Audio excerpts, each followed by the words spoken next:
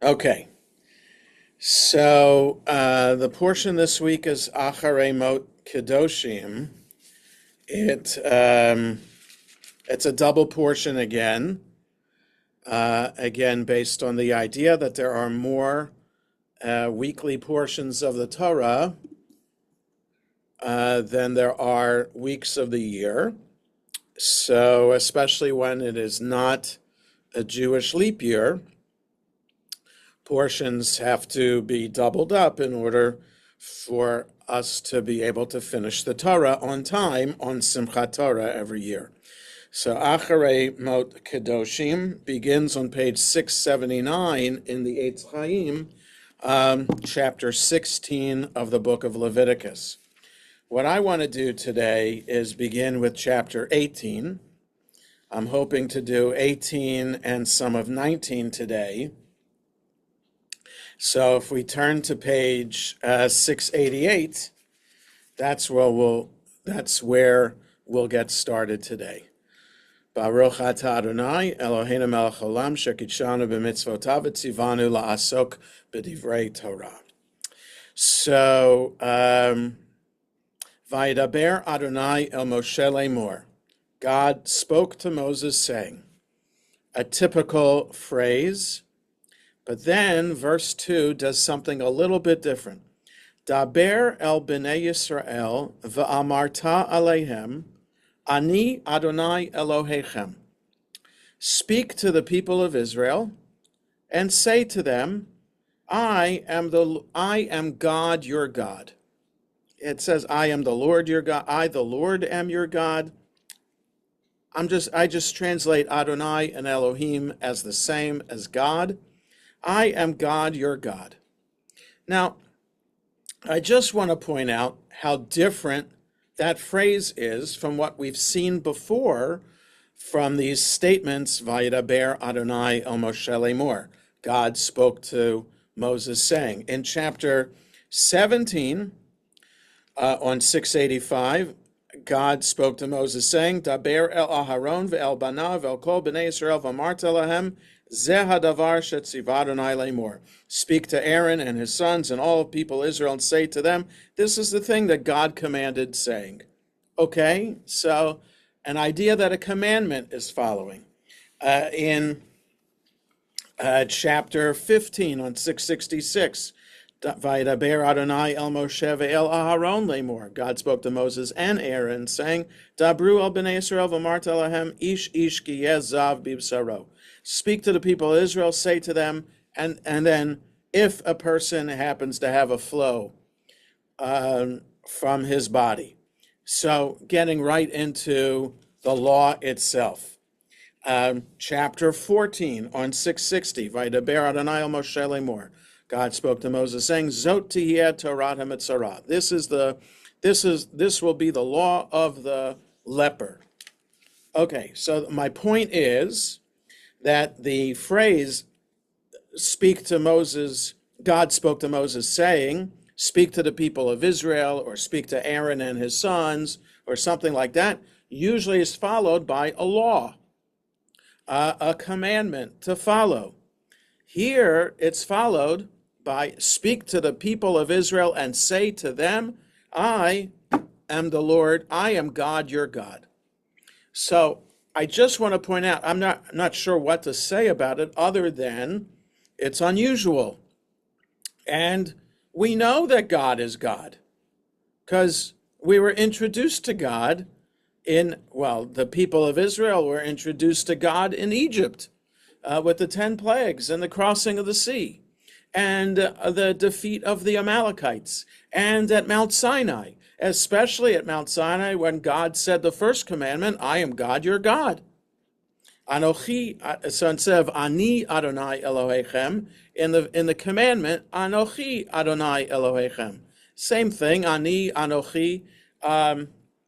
So we know that God is God, and the entire people of Israel know it already. So why say it again here? I don't know. It's just something that I just thought was important to point out and to have us understand how unusual this phrase is, especially in the book of Leviticus.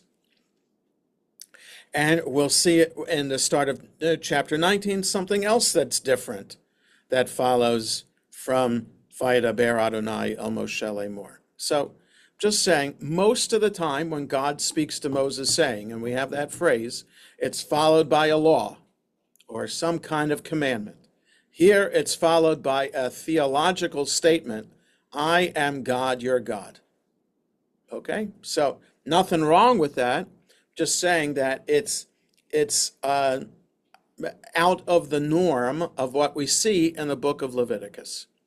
And so, though we can characterize Leviticus as a lengthy series of laws and commandments about sacrifices and ritual purity, there are aspects of the elements of the book of Leviticus that deal with spirituality, that is theology here, and also spiritual holy behavior that we'll see in chapter 19 as well. So to characterize Leviticus as purely a manual for the priests in how to conduct the religious affairs of the people is not exactly accurate, because it's also this a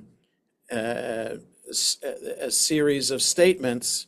No, the book of Leviticus also has elements of theology and spirituality in it too.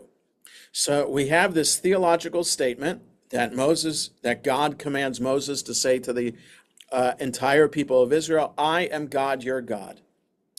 And then it goes on, verse 3 on 688, Kema'aseh eretz Mitzrayim, asher yeshaftem ba, lo ta'asu, uchema'aseh eretz Canaan, asher ani mevi etchem shama, lo ta'asu, uvechukotehem, lo telechu. Now, also similar to the 10 commandments in Exodus, the first commandment, I am the Lord your God. Commandment number 2, you shall have no other gods before me.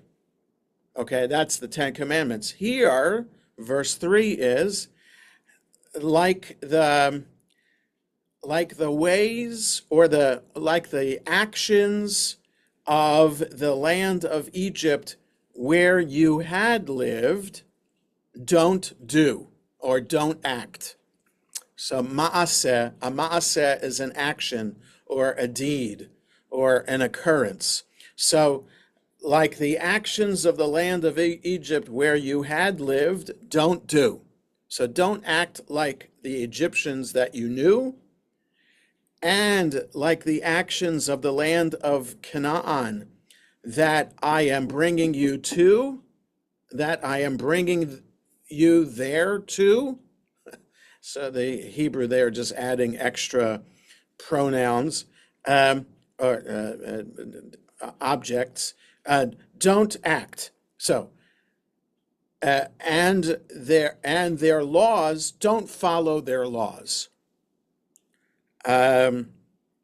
So don't act like the Egyptians where you used to live, and don't act like the Canaanites where I'm taking you to.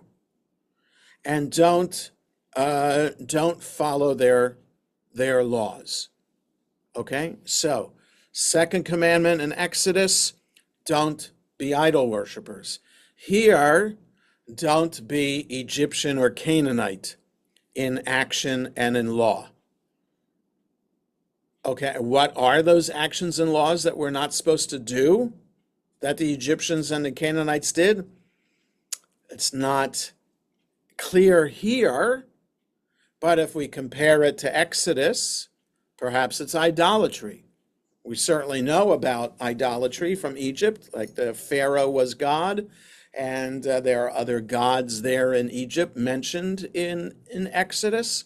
And certainly throughout the Torah we're told not to follow, not to be enticed by the idolatry of the Canaanites. So we know that also. So perhaps it is idolatry that we're that we're told not to do. That would make sense. But verse 4, Et mishpatai ta'asu, ve'et chukotai tishmeru, lalechet bahem, ani Adonai Elohechem.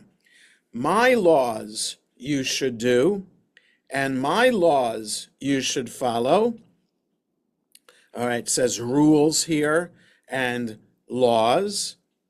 So if for the rabbis, a mishpat, the second word of verse 4, et mishpatai, my mishpatim, they are a kind of law that the law makes sense, like do not steal. There's a logical reason behind it. And a chok, chukotai, chukim, chok, that is a law that doesn't make sense, doesn't have logic behind it. We do it because God says so, like keeping kosher or like observing Shabbat. Even though there's a reason for it, it's a day of rest, there's no logical reason why we should have it other than God says so. Okay, so that's how we can understand mishpat and chok. So my laws, my mishpatim, you should do, or you should act upon, and my laws, my chukim, you should observe, to go in their way. That's the word halacha. That's where we get the idea that halacha is law, Jewish law, because of this phrase here and other phrases like it in the Torah, that we're lalechet bahem. We are walking in them. How do you walk in a law? So it's a metaphor for bringing the law into our own being and acting upon it. So when we're walking, and it's in the V'ahavta paragraph also, when you're walking by the way, and when you rise up, when you lie down, when you're in your home, right? So you should follow God's laws all those times. So whatever we do, as we live and breathe, we should embody the law. Okay, so that's just this lalechet bahem, walking in the way of the laws, is just it's unique to the Torah and rabbinic literature to talk about observing law in that way. And the last phrase, I am God, your God. So to reiterate why we need to follow in God's ways, because God says so. And by doing so, by following these laws, we can also say that we are fulfilling a spiritual, religious mission too. Okay, so that by having the Ani Adonai Elohechem, following the commandment to follow the laws, means that the following of the laws becomes a religious experience. Okay, verse 5, Ushmartem et chukotai ve'et mishpatai asher ya'aseh otam ha'adam v'chai bahem ani Adonai. And one further thing about this, not only should we embody the law, not only should by following it we become spiritual, religious people, but here in verse 5, and you should observe my chukim and mishpatim. So observe my chukim and mishpatim, that you do, that a person should do them and live by them. I am God. So I'm not God, your God. The word Elohechem doesn't appear here, but I am God. So in other words, we could understand this phrase by living by these laws, that well, we'll see the commentary in a moment, that it will give us eternal life, or that we'll be rewarded with a long life. We could understand it that way. Or we should do these laws to our benefit, not to our detriment. That, in other words, observing the laws, observing God's laws will always be a positive thing. All right, so let's look at the commentary below the line. By the pursuit of which man shall live, right? By doing the laws you shall live. That's the way I translated it. This important verse later became the basis for defining the limits of martyrdom. Okay, so these laws should be a reason to live by. You shouldn't die by these laws. In other words, we shouldn't become a martyr to the cause of the Torah, and that we shouldn't think that each and every one of the 613 commandments are meant to be followed at the risk of being killed by some other authority. But only in cases of murder, incest, adultery, or idolatry must a Jew give up his or her life rather than violate the commandments, right? So if somebody has a gun to our head, a pagan authority or any other kind of person, forcing us on pain of death to violate Jewish law, if the person says, murder that person or I will kill you, then you have to be killed. If the person says, violate a sexual moral law, you cannot do that. Or bow down to that idol, you cannot do that. But if that person says, eat this strip of bacon or be killed, you can do that. If the person says, violate the Shabbat by lighting this fire now, you can do that.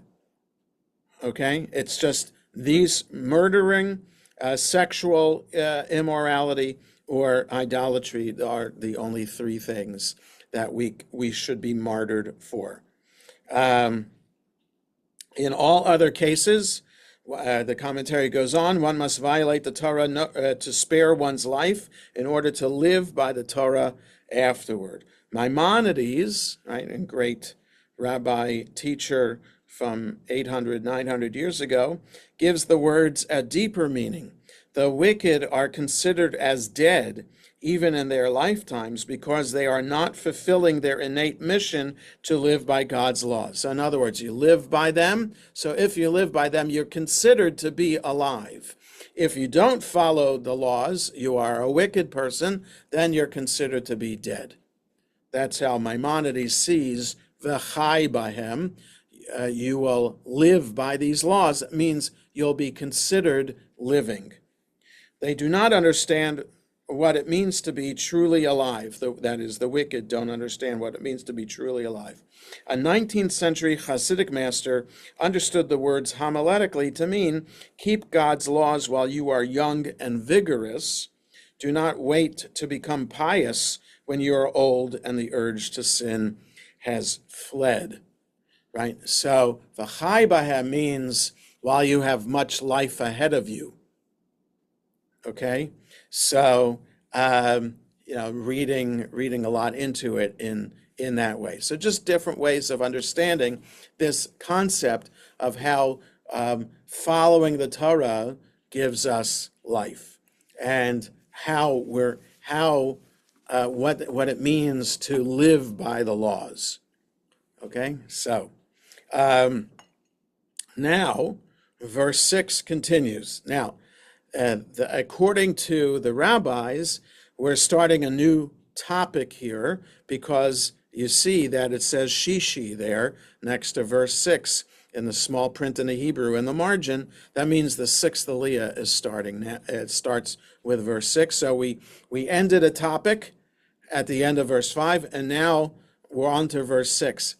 And in the Torah scroll itself, there's there's a new topic because that letter samach just floating there in the air in that empty space just refers to how the Torah scroll itself is written.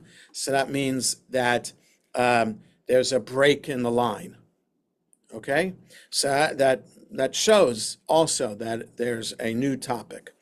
Okay, but is it really a new topic, or is it just convenient to stop here? But really, the topic still goes on. So we're told here, chapter 18 kind of starts as a reminder to the Ten Commandments. Speak to the people of Israel, tell them that I am God, your God. That, like the first commandment. Second commandment in Exodus, have no other gods before me. Second commandment here, don't act like the Egyptians and the Canaanites. And the third commandment being, follow my laws and live by them. Okay, so now, are we going to continue this topic of these laws, or what is it? There's no Vayedaber Adonai el Moshe Lemor coming up in verse 6. It just continues. So we think, so then what's coming has to do with what came before. These are some more laws that we're supposed to follow and live by. And I think the rabbis would understand what's coming now is a major example of how the Egyptians lived and the Canaanites lived in terms of their sexual immorality, and how we're not supposed to follow in those ways. So it's just what I'm pointing out is it's unclear how to understand what's coming now in verse 6 and following. Is it really on the heels of and considered part of the context of verses 1 to 5? And be swallowed into the big idea of these are the laws that I want you to live by and not die by? Or is it a separate topic? So this chapter, by the way, is the traditional reading for Yom Kippur afternoon. Chapter 16, how we started the book of, we start this portion, starting with verse 6, that's the reading for Yom Kippur morning, because it describes the ritual, the sacrifices, the sending the goat away to Azazel, the sacrifices of the Kohanim. All of those are what took place on Yom Kippur. And then chapter 18 is what traditionally is read on Yom Kippur afternoon. Chapter 19 is the alternative that's in our Machzor as an alternative to the sexual immorality that we're about to read, rather the positive, how to be holy. Okay, so verse 6. Ish el kol she'er b'saro lo tikrevu legalot erva ani Adonai. Every person should not come close to his own flesh. So that's how I literally translate this. In order to uncover nakedness, I am God. So people are not supposed to come close to other people with the intent of uncovering nakedness. I am God. Okay, so you can be close to someone, but don't dare to just try to lift up a skirt, unzip a zipper, that kind of thing. It's possible that in Egypt and Canaan, that could have been the way of the Egyptians and the Canaanites, that you could expect to be harassed in that way. It's unclear from here in verse 6 exactly what this means. What would be an example of a case like this? But that's what this is how I translate it, and this is how I understand verse 6. None of you, and the English translation here says, none of you shall come near any one of his own flesh to uncover nakedness. I am the Lord. So what does that mean? To come near any one of his own flesh. So it means she shouldn't, does this specifically mean don't approach your relatives? So that could el kol she'er b'saro, the any one of his own flesh. That's how it's translated here. The above the line does not help us with this translation. Let me just get a different translation to take a look at this, just to see an alternative, and just give me a moment to see on my shelf if I have a different translation to look at, because I'm looking for Robert Alter to see if I have his Torah. I don't have it. Oh, yes, I do. Yes. Okay. Robert Alter did a more modern English translation of the Torah, and let me just take a look at Leviticus 18 in his book. Okay.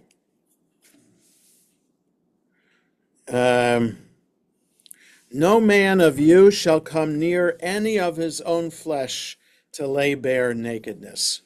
Okay, so he says also that it is your relatives. Nobody of your own flesh should you uncover their nakedness. So now the list is going to explain who is considered to be your own flesh. Okay, 7. Ervat avicha ve'ervat imcha lo tegale, imcha hi lo tegale ervata. So it's just interesting in this verse, the nakedness of your father and the nakedness of your mother you shall not uncover. She is your mother. Don't uncover her nakedness. All right, but you told us about your father. So why end with just your mother? It should say, the nakedness of your father and the nakedness of your mother you should not uncover. They are your parents. That's what it should say. Or it could say, avicha ve'imcha heim. They are your father and mother. Lo tegale ervatam. Don't uncover their nakedness. Just interesting that it starts with father and mother and just ends with mother. Okay? Now, we know it's wrong to uncover father's nakedness from the story of Noah. After Noah and his family got out of the ark, we're told that he planted a vineyard and that he then fell asleep in his tent. And one of his sons told the other sons, hey, come look at dad. And the other sons walk in and cover his nakedness. So, and Ham is punished for highlighting their father's nakedness as opposed to covering it up. So we know it's a bad thing. We know it's a bad thing for all people because Noah and his family weren't Jews yet. They weren't Israelites yet. So just interesting to me, the Hebrew starts with father and mother and ends with mother. 8. Ervat eshet avicha lo tegale, ervat avicha hi. The nakedness of your father's wife, that is your stepmother, you shall not uncover. It is your father's nakedness. So the woman who belongs to the man is considered the man's property, and her nakedness is his nakedness. So if you uncover her nakedness, you're uncovering his nakedness at the same time. 9. Ervat achotcha bat avicha o vat imecha, 690. Moledet bayit o moledet chutz, lo tegale ervatan.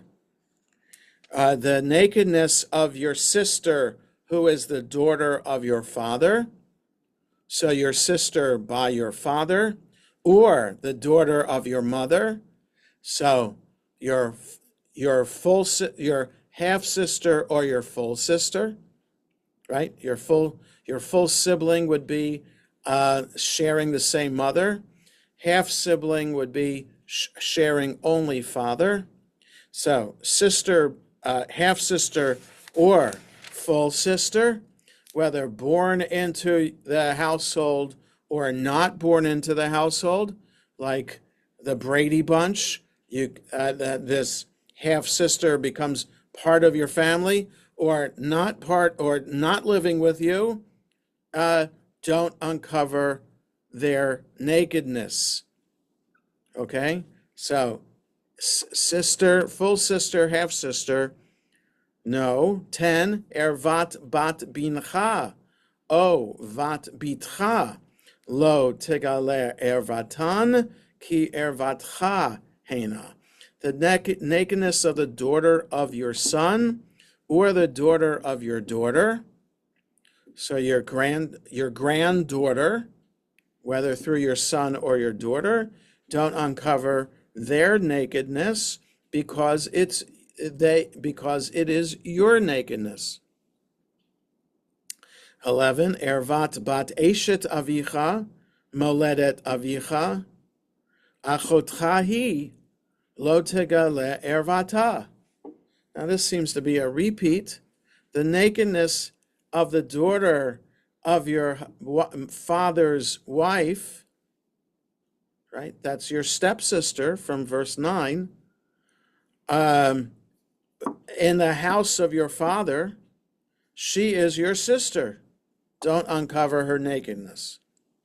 So I'm not sure what's different about verse 11 than verse 9, other than to add the detail that they are in your household, the daughter of your father's wife, who is in your father's household. That's considered your sister. Okay, 12. Ervat achot avicha, lo tegale she'er avicha hi. The nakedness of your father's sister, your aunt, do not uncover. It is your father's flesh. All right, so we're back to that word she'er. We haven't had that word since verse 6. So she'er being flesh, but the other words are erva, nakedness. So don't uncover the nakedness of your father's sister, your aunt, because it is your father's nakedness. Ervat achot imcha lo tegale ki she'er imcha hi. Don't uncover the nakedness of your mother's sister, also your aunt, because that is the flesh of your mother. Okay, so don't uncover your paternal aunt or your maternal aunt. Ervat achi avicha lo tegale el ishto lo tikrav dodatcha hi. The nakedness of the brother of your father you should not uncover, meaning to his wife you should not approach. She is your aunt. So that is the spouse of your uncle is your aunt, and you may not uncover her. So she's not related to you. She married into the family. You cannot uncover that nakedness. 15. Ervat kalatcha lo tegale, eshet bincha hi lo tegale ervata. The nakedness of your daughter-in-law you shall not uncover. She is the wife of your son. Don't uncover her nakedness. Okay, somebody else who married into the family, you cannot uncover their nakedness. 16. Ervat eshet achicha lo tegale ervat achicha hi. The nakedness of your sister-in-law, your brother's wife, do not uncover. it is your brother's nakedness. Ervat isha uvita lo tegale et bat bena ve'et bat bita lo tikach legalot ervata she'erahena zima hi. So, do not uncover the nakedness of a woman and her daughter, nor shall you marry her son's daughter or her daughter's daughter and uncover her nakedness. They are kindred, it is depravity. So, at the same time, one after the other, unclear. These are unrelated people to you, just a woman and her daughter. So, 18, and there's no commentary on it. Ve'isha el achota lo tikach litzror legalot ervata aleha bechayeha. Do not marry a woman as a rival to her sister. Right? You're allowed to marry more than one woman, but you're not allowed to marry two sisters at the same time. But what about Jacob and Rachel and Leah? Okay, this came later. So it's just the only way to explain it. And again, there's no commentary to explain this. Do not marry a woman as a rival to her sister and uncover her nakedness in the other's lifetime. So perhaps these laws are coming as a result of the story in Genesis, because Jacob being married to Leah and Rachel at the same time did not create a peaceful household. There was a lot of rivalry there. So perhaps this is a response to that. Don't be married to two sisters at the same time. 19, so it is possible in the age now, since over 1,000 years ago, we're only allowed to marry one woman at a time. You are allowed to marry two sisters, but only after you're not married to one of them anymore. 19, ve'el isha benidat tumata lo tikrav legalot ervata. You shall not approach a woman while she's in her monthly cycle of bleeding. Don't approach to uncover her nakedness. 20, ve'el eshet amitcha lo titein shechavatcha lezara letama va. Don't have carnal relations with your neighbor's wife and defile yourself with her. Now, I'm not sure it's literally neighbor, or rather fellow member of the Jewish community. So is this a restriction to, are we talking about married men and what married men are not allowed to do? Or is this a single man not allowed to do this? It's unclear from verse 20. 21, umizaracha lo titain laha'avir lamolech velo techalel et shem Elohecha ani Adonai. And from your seed, that is your child you shall not give over to Molech. So the Torah assumes we know what Molech is. I mean, we know from later in the Bible that it is a god, a foreign god, that the worship of it was child sacrifice. So the Torah here just assumes that we know that.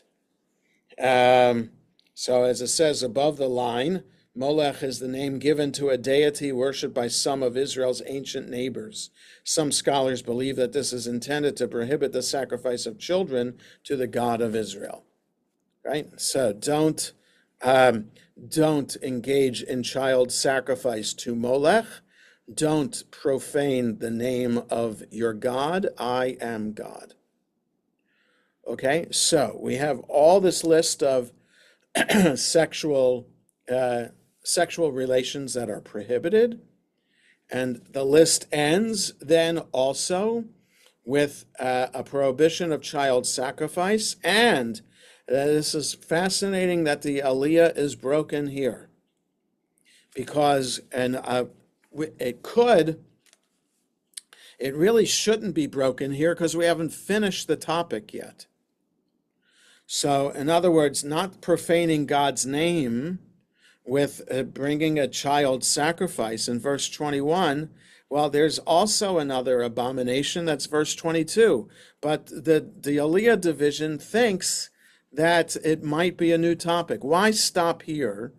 Why not stop in a couple of verses, or just wait until the end of the chapter and just a few more verses for the end of the whole topic? So it's just interesting to me why the rabbis chose the Aliyah break here.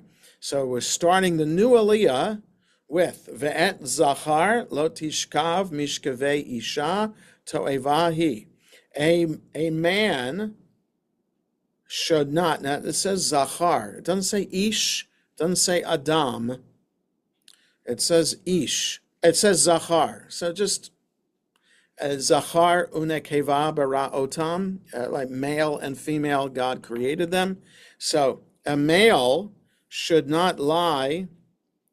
You should not lie with a man in the manner of lying with a woman. It is an abomination. Okay, so this is a prohibition of homosexual behavior. Now, it's understood also that lesbian behavior is prohibited, but that the rabbis understood just from the context of this chapter, but specifically homosexuality is forbidden. A whole lot what I've taught before, especially 20 years ago when the conservative movement discussed homosexuality, and the law committee said after 2 years of study that homosexual behavior, monogamous homosexual behavior, is no longer prohibited and is no longer to be seen as an abomination. The abomination here is just the random act that is an act of infidelity, as opposed to a person who by nature is homosexual having a monogamous relationship with another homosexual. Okay, so that's how the conservative movement has defined this, and any person, any of the denominations of Judaism today that try to understand, or at least to be open to people who are gay, have to understand this verse in its context, and what exactly in the context here is an abomination, versus telling someone who by nature is born gay, because we know from science and biology that 10% of the human race is homosexual. So it is just it is biological. It's in the brain, and so to tell a person like that they have to go against how they were created to engage in heterosexual behavior as opposed to homosexual behavior. So that's what the conservative movement has discussed. So, but in this context, we're talking about the ways of the Egyptians and the Canaanites, and it's perhaps there was homosexual behavior that was part of idolatrous practice in Egypt and in Canaan. That in some of the pagan festivals, a lot of sexual behavior was part of the celebration, and in those celebrations, anything and everything was permitted. And it's perhaps that anything and everything nature of this homosexual act that should be understood as being prohibited here. Okay, and then 23, uvachol behema lo titein shechavatcha letam ava ve'isha lo ta'amod lifnei behema leriv'a tevel hu. So you cannot lie with an animal because you will be it's an act of impurity. And a woman can't stand before an animal, but I think it's understood to in this sexual way as well. Right, lerivah, to mate with it. It is a perversion. So this is interesting, that it's not a toeva to engage in bestiality. It is a tevel. Why it's a different word, I'm not sure. Toeva, it's translated here as abhorrence, but it's also abomination. That's the older English translation. Alter would translate it as, just a second here, as abhorrence. And he says abhorrence and perversion also. So what's the difference between an abomination, abhorrence, and a perversion? Not sure. Why not use the same word for both? I don't know. Is a toeva related to what happened in the pagan temples, but maybe bestiality didn't happen in the pagan temples? I don't know why there is a difference. Here, above the line on the right-hand column, perversion, Hebrew tevel, derived from the root bet lamed lamed, to mix, implying that sex with beasts is a forbidden mixture of species. Okay, so it's kind of like shatnez, wool and linen garments are not allowed, and also not allowing to have different kinds of produce planted in the same row. That's kilayim. So you have kilayim for produce, you have shatnez for garments, and you have tevel for species of animals, mainly human and animal. Okay, so we have the long list of family members that are off limits. Then the prohibition of child sacrifice, the prohibition of homosexual behavior, sexual behavior, and the prohibition of bestiality. Then verse 24, Al titam'u b'chol ele, ki b'chol ele nitma'u hagoyim, asher ani meshaleach mipnechem. Don't become impure with all of these, because with all of these, the nations have become impure, that I will drive away from before you. Right? So in other words, I drove away the Egyptians, and I'm going to be driving away the Canaanites. All of them were involved in these things and became impure, and I'm driving them away from you so that your purity of behavior can merit living in the land of Israel. 25, Vatitma haaretz va'efkod avona aleha vataki haaretz et yoshveha. And the land became defiled, and I called it account for the sin on it, and I will cause the land to vomit up its inhabitants, to spew out its inhabitants. All right, just reinforcing verse 24, that not only did the Canaanites themselves, the people, become impure, but they made the land impure, and the land has to become purified too. Ushmartem 26, Atem et chukotai ve'et mishpatai ve'lo ta'asu mikol hato'evot ha'ele ha'ezrach ve'hager hagar betochechem. And you shall observe my law, my chukim and mishpatim. Don't do any of these, don't do all of these abominations, whether citizen or resident alien who lives among you. right? So anybody who's part of the Israelite population, whether native Israelite or living with the Israelites in the land of Israel, are not allowed to engage in these abominable behaviors. Okay, not the tevel behaviors, but the perversion behaviors, but rather the abomination behaviors. Okay, 27. Ki et kol hatoevot ha'ela asu anshe haaretz asher lifnechem vatitma haaretz. Because all of these abominations the people of the land before you did, and made the land impure.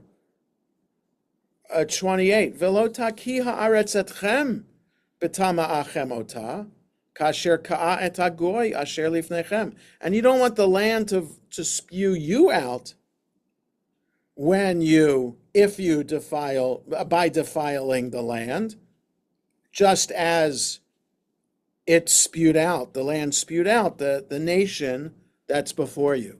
Right. In other words, if you commit these abominations, you'll be spewed out, just like the pagan nations who did these things are spewed out. 29. Ki kol asher ya'aseh mikol hatoivot ha'eleh v'nichretu hanefashot ha'osot mikerav ha'am. Because anyone who does any of these abominations, they will be cut off. Their bodies will be cut off, like excommunicated, from your midst, or from the midst of their people. Right. So any individual Israelite commits any one of these sexual abominations, they not only will be spewed out from the land, but they will be cut off from their people. 30. Ushmartem et mishmarti levilti asot mechukot hatoevot asher na'asu lifnechem velo tetamu vahem ani Adonai Elohechem. And observe my laws, or it says here, you shall keep my charge. Shmartem et mishmarti. Observe my observance. Without doing these abominable laws, which were done before you, and don't become impure by them, I am God, your God. Okay, so this makes this the frame from the verses 1 through 5, how we're supposed to follow the laws and become and live by these laws, and if we disregard any of these immoralities that were just listed, then we will not be living. Our bodies will be cut off, and will be cut off from the people of Israel, and we will be impure, because when we're impure, we're also isolated from the community as well.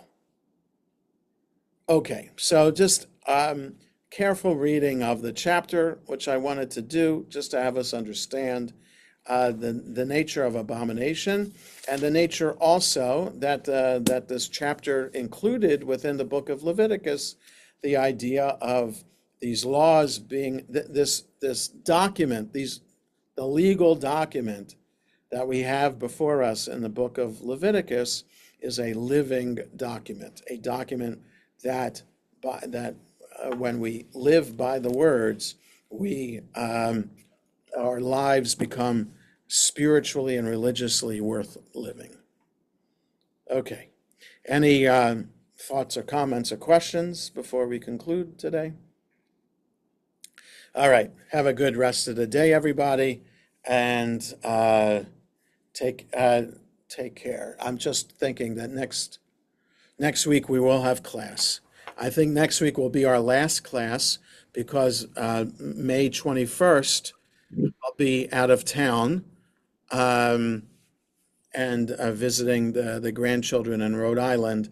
And then after that is after Memorial Day, And I've announced in other classes that the classes end for the academic year at Memorial Day weekend.